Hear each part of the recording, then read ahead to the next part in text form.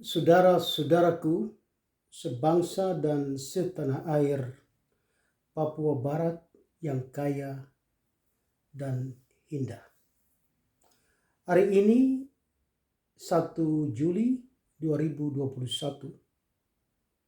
genaplah usia ke-50 tahun atau lustrum ke-10 dari proklamasi kemerdekaan sepihak 1 Juli 1971.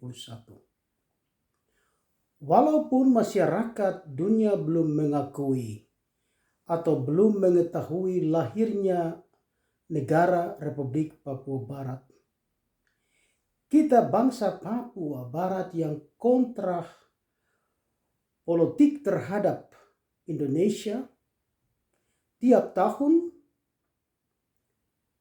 memperingati dan merayakan Hari Proklamasi Kemerdekaan sepihak 1971 adalah ketekadaan nasional kita yang bersejarah, ketekadaan nasional untuk menyelamatkan kelangsungan hidup ras Papua, Melanesia, dan bagian barat dari Pulau Raja Papua. Ketekadaan nasional untuk mempertahankan identitas kita terhadap kepalsuan Bhinneka Tunggal Ika Indonesia, dan ketekadaan nasional untuk menjunjung tinggi rasa harga diri kita sebagai satu rakyat tersendiri di atas tanah pusaka kita, Papua Barat yang kaya dan indah.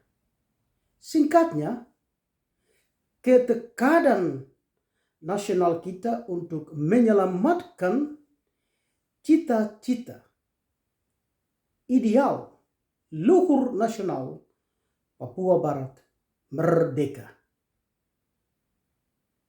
Pada kesempatan ini, saya selaku pimpinan warga atau bangsa Papua Barat yang kontra politik terhadap Indonesia, atas nama anggota-anggota pucuk pimpinan negara dan organisasi Papua Merdeka, Pemerintah Nasional Republik Papua Barat New Guinea, menyampaikan selamat merayakan hari bersejarah Proklamasi Kemerdekaan sepihak 1 Juli 1971. Rayakan Hari Nasional 1 Juli dengan semangat juang yang tinggi, disiplin, juang yang teguh,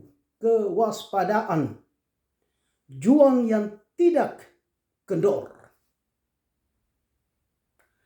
Dengan 3 unsur juang ini,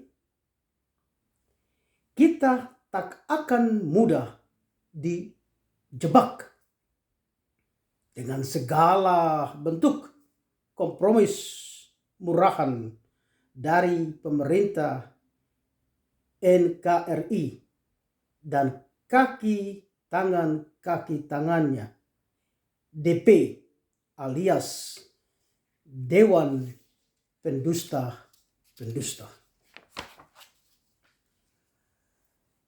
Saudara sebangsa, ideal luhur atau cita-cita luhur nasional Papua Barat merdeka telah diperjuangkan sejak Juli 1944.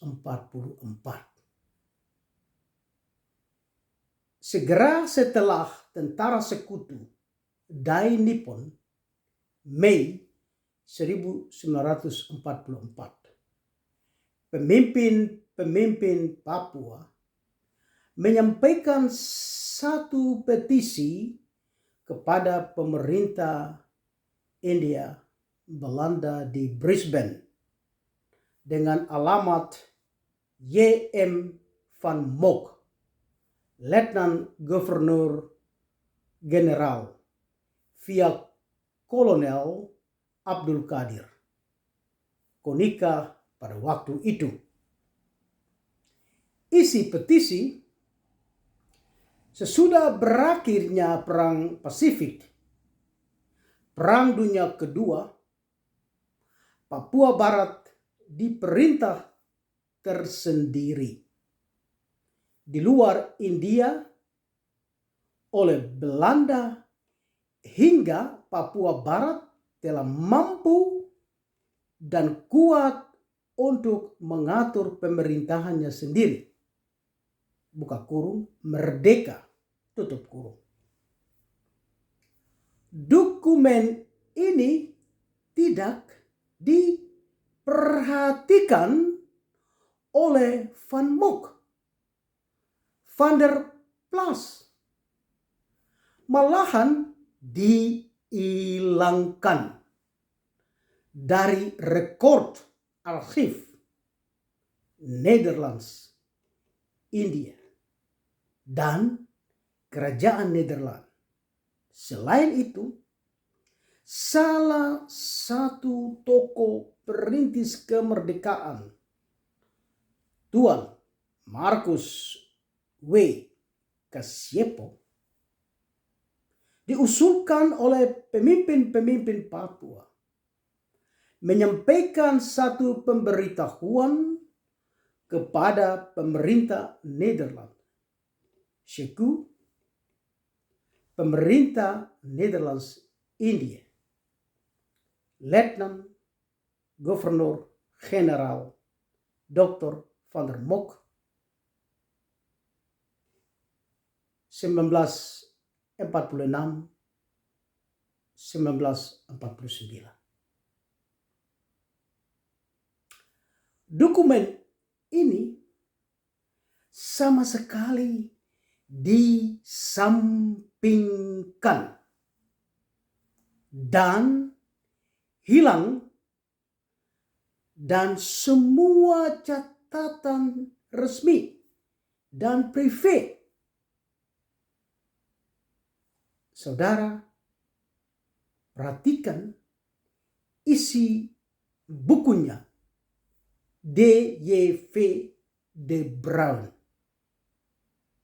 salah satu penasehat delegasi rakyat Papua Barat sejak Franz Kasiepo menghadiri konferensi Malino Juli 1946. Referensi ke arah ini dalam bukunya Dr. Jan van Baal, De Kwestie New-Guinea, tak ada satu kata pun. Dr. Van Mock dan kawan-kawan bukan saja menganggap superior terhadap Soekarno dan kawan-kawan, tapi mereka juga menganggap orang Papua masih biadab. Anggapan tersebut akhirnya inilah dasar dari segala janji-janji lisan dan perjanjian-perjanjian Nederlands dan Republik Indonesia yang mengakibatkan pengorbanan ribuan jiwa, penindasan-penindasan, dan kehilangan harta milik dari rakyat Papua Barat yang kontrapolitik yang dilakukan oleh bangsa biadab Indonesia sejak 1962 hingga kini. Saudara-saudara, di paragraf di atas tadi, saya membuka blunder biadab yang mengakibatkan perjuangan Papua Barat merdeka yang berkepanjangan dengan penderitaan dan pengorbanan. Kita berjuang untuk membela hak-hak warisan turun-temurun. Selain mereka, Indonesia dan bangsa-bangsa asing mengatakan kita mengganggu keamanan dan kestabilan Indonesia. Dan ini bukan saja sampai di sini. Kata mereka, organisasi Papua Merdeka dan rakyat Papua Barat yang kontra politik terhadap Indonesia mengancam perdamaian regional dan internasional.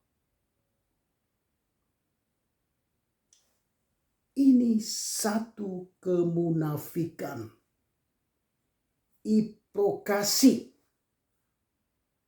yang tidak ada taranya. Sebab mereka secara sadar mengetahui dengan sungguh-sungguh bahwa perdamaian tanpa keadilan atau tetap tidak ada perdamaian yang kekal. Maka Indonesia dan bangsa-bangsa asing mengetahui secara sadar bahwa apa yang dilakukan oleh Republik Indonesia pada tahun 1969 adalah pemutar balikan kenyataan. Kita bangsa Papua Barat yang kontra politik terhadap Indonesia berjuang dan akan berjuang terus karena kebenaran ada pada pihak kita. Dalam perayaan ulang tahun ke-50 dari proklamasi kemerdekaan sepihak 1 Juli 1971, ingin saya menyampaikan beberapa hal penting dalam batas-batas yang dibolehkan oleh disiplin dan kewaspadaan perjuangan kepada saudara-saudara sekalian di tanah air front line dan di luar negeri diaspora. A. Perjuangan nasional dari warga pejuang Papua yang kontra politik terhadap Indonesia bagi pencapaian cita-cita leluhur negara Papua Barat yang merdeka penuh, makmur, dan bahagia. 1. Kita berjuang bukan karena adanya instrumental internasional, piagam PBB, deklarasi hak-hak dan kebebasan-kebebasan fundamental manusia yang universal 1948, resolusi dekolonisasi 1514 1960, New York Agreement 15 Agustus 1962, sebab instrumen tersebut ini dan yang bakal ada mengakui adanya hak-hak dan kebebasan-kebebasan dasar yang telah ada sepanjang sejarah manusia dan menghargai hak-hak ini. Dewan Papua alias Dewan dari pendusta-pendusta kaki tangan NKRI, kaum rakus Indonesia, mengubah kebenaran tersebut di atas. 2. Kita berjuang untuk membuktikan kebenaran di pihak kita sejak 1944. Soekarno alias Tukan Bikur Sukar membalikkan kebenaran. Tuntutannya bersama pemimpin-pemimpin Indonesia, Atta, Agus Salim Anak Agung, De Hagung, Adam Malik, dan lain-lain adalah kosong dan semata-mata adalah karena kerakusan dan kebohongan. Bagikan mercusuar dari negara-negara New Emergency Force atau NEVOS. 3. Kita berjuang karena putar balik Indonesia 1969. Kenyataan yang benar dan hidup adalah lebih dari 99,5% menurut data dari Biro Statistik dan Biro Politik menghendaki Papua Barat merdeka. Dengan senjata Indonesia memutar balik kenyataan menjadi 100% tetap dalam Republik Indonesia. Masyarakat dunia membenarkan putar balik tersebut dengan resolusi Majelis Umum PBB nomor 2504 1969.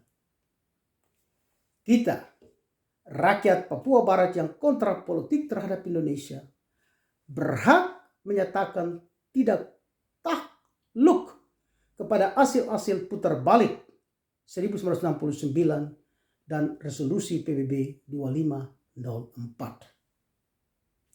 Dewan Papua menolak New York Agreement 1962 yang sudah berlaku lagi karena sudah terlaksana ketentuannya. Dewan Papua membuat tuntutan rakyat Papua Barat menjadi lemah dan posisi kita sebagai separatis, pemberontak, dan malahan teroris. Lihat, rakyat Papua Barat yang kontra politik terhadap Indonesia, apakah mesti menjunjung Dewan Papua sejajar dengan organisasi Papua Merdeka?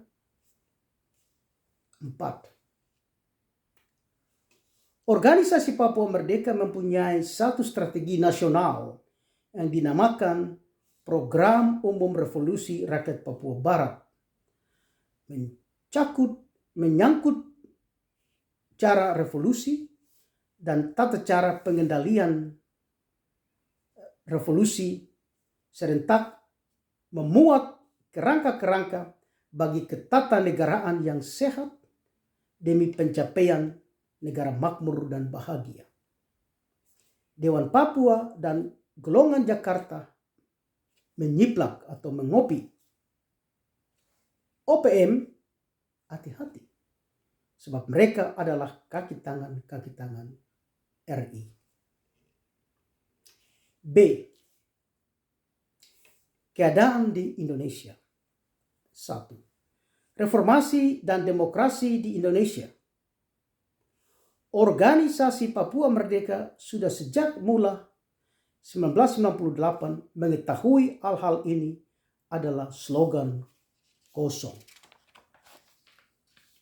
2. Otonomi khusus (OTKHUS). OPM dan rakyat Papua yang kontra politik terhadap Indonesia sudah jemu dengan otonomi apapun namanya yang silih berganti. Ganti Undang-Undang Dasar 1945 lebih dahulu dengan Undang-Undang Dasar yang menjamin good governance. 3. Sistem kuasa di Indonesia.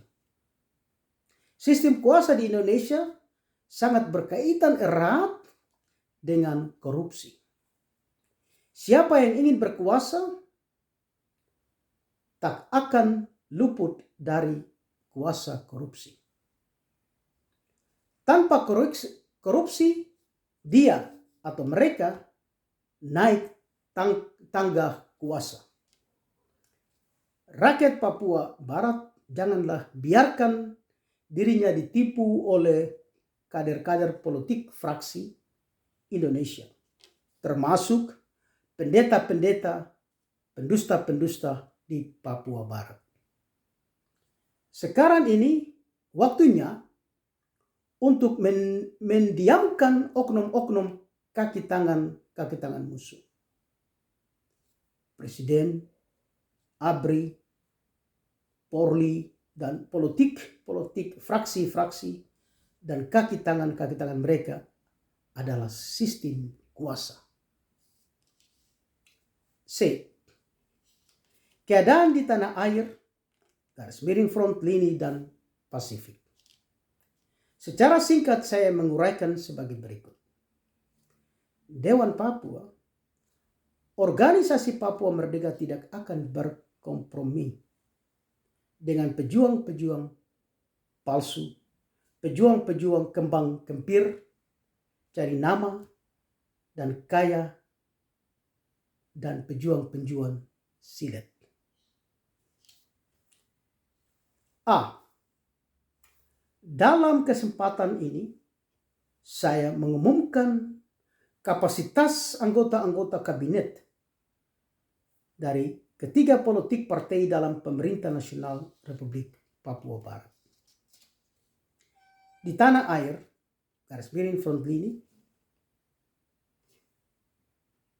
PARNA, Partai Nasional, keanggotaannya sebanyak 6 orang. Partai Sosial Demokrat Papua, keanggotaannya sebanyak 2 orang. Partai Demokrasi Papua, keanggotaan sebanyak 25 orang. Di luar negeri, garis miring diaspora, PARNA, Partai Nasional, keanggotaannya sebanyak 13 orang. Partai Sosial Demokrat Papua, keanggotaannya sebanyak 10 orang. Partai Demokrat Papua, keanggotaannya sebanyak 1 orang. 2. Perjuangan pemerintah nasional dan rakyat Papua Barat yang kontra politik terhadap Indonesia, saudara sebangsa, Dewan Papua alias Dewan Jamur yang nasibnya sama dengan jamur, dalam membawa angin baik untuk memberikan peluang baik kepada kita semua. Di atas tadi saya ada menyebut 3 unsur penting yang mendasari satu perjuangan yang teratur dan terarah baik. Semangat yang tinggi, disiplin yang teguh, kewaspadaan yang tak kendor. 3 unsur ini saudara-saudara telah mempunyai secara narulia. Ini adalah pertanda dari kesadaran yang luhur. Secara narulia, saudara telah mengetahui kita ada bergerak maju dengan teguh. Lambat atau cepat kita akan mencapai sasaran. Dan dalam kerangka inilah saya mengulangi hal-hal yang sudah saudara-saudara ketahui. Proklamasi kemerdekaan sepihak 1 Juli 1971 adalah akibat ketidakhadiran yang dipaksakan oleh pemerintah Indonesia dan sahabat-sahabatnya. Putar balik 1969 dan resolusi Majelis Umum PBB 2504 1969. Maka proklamasi kemerdekaan sepihak 1 Juli 1971 adalah pelengkap dari 1 Desember 1961. Proklamasi kemerdekaan sepihak 1 Juli 1971 sebagai reaksi paksaan luar. Proklamasi kemerdekaan sepihak 1 Juli 71, cara dan perjuangan baru sejak 15 Juli 1970. Organisasi perjuangan. Organisasi perjuangan walaupun disusun sempurna dan dipimpin oleh leadership yang rapi, jika didukung penuh oleh massa atau rakyat yang kontra politik terhadap Indonesia dan berjuang dalam atau di bawah panji organisasi, maka organisasi tidak akan hancur sendiri. Dewan Papua dan pemerintah Indonesia tidak berhasil. Ini adalah pertanda dukungan dari massa. Hal-hal yang perlu kita atur baik atau tingkatkan adalah massa rakyat yang benar-benar pilih kontrak politik terhadap Indonesia diregistrasikan. Penyelidikan kita terhadap massa itu penting demi kesadaran dan keamanan massa atau rakyat sendiri. Kita mesti tahu bahwa musuh akan mengambil keuntungan jika ada mabuk merdeka. Kontrak politik terhadap Indonesia hal yang perlu kita perhatikan.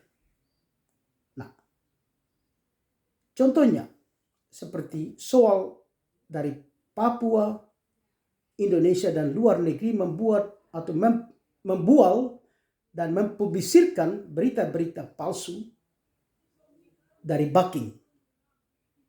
Masyarakat atau rakyat menerima ini sebagai kebenaran karena mabuk akan merdeka.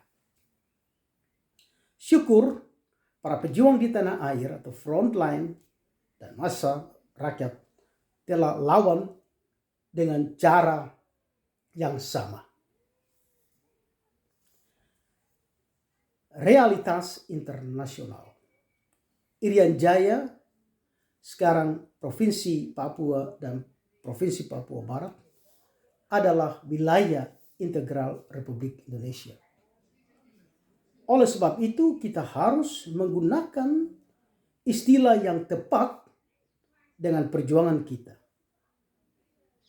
Contoh, kita adalah pejuang kemerdekaan, bukan separatis, gerombolan, GLP atau GPK, dan lain-lain tuduhan atau embleman.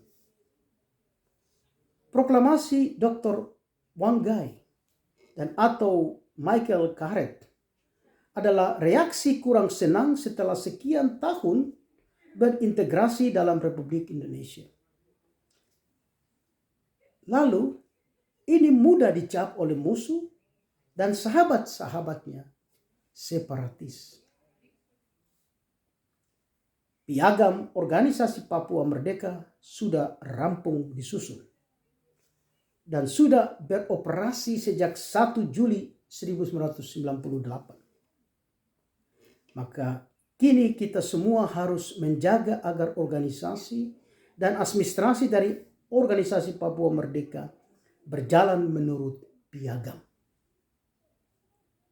Contoh, ada oknum-oknum tertentu di tanah air dan atau di luar negeri masih gemar melakukan aksi-aksi tanpa ada perencanaan yang teratur. Pemimpin negara dan OPM tidak akan membiarkan hal-hal semacam ini ada. Pelaku-pelaku akan disisihkan tanpa ada teguran.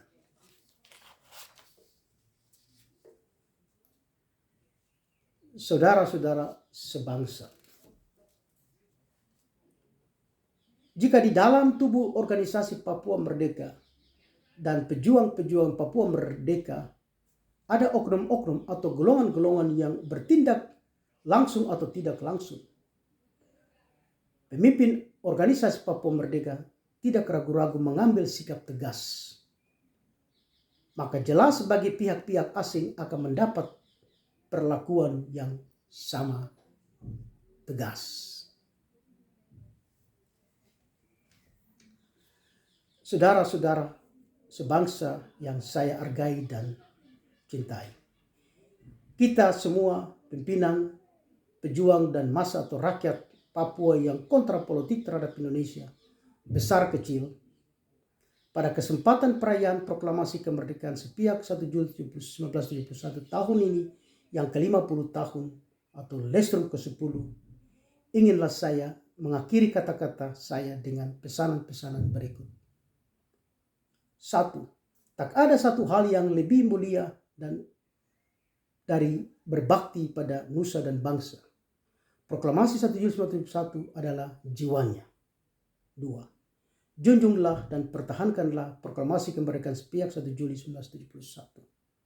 3. Rakyat Papua yang kontra politik terhadap Indonesia, dukunlah kalian kepada Pemerintah Nasional Republik Papua Barat dan pimpinan organisasi Papua Merdeka adalah senjata utama bagi pembelaan hak politik dan usaha-usaha diplomatik untuk mengakhiri politik konflik melalui perundingan politik. 4. OPM adalah milikmu sebagaimana saya telah menerangkan di atas. Dukunlah dan berjuang di bawah panji-panjinya. Hidup proklamasi kemerdekaan sepihak 1 Juli 1971. Hidup rakyat Papua yang kontra politik terhadap Indonesia. Hidup negeri pusaka Papua yang kaya dan indah. Hidup pemerintah nasional dan organisasi Papua Merdeka. Merdeka. Terima kasih. Simon Petrus Sapioper, Presiden.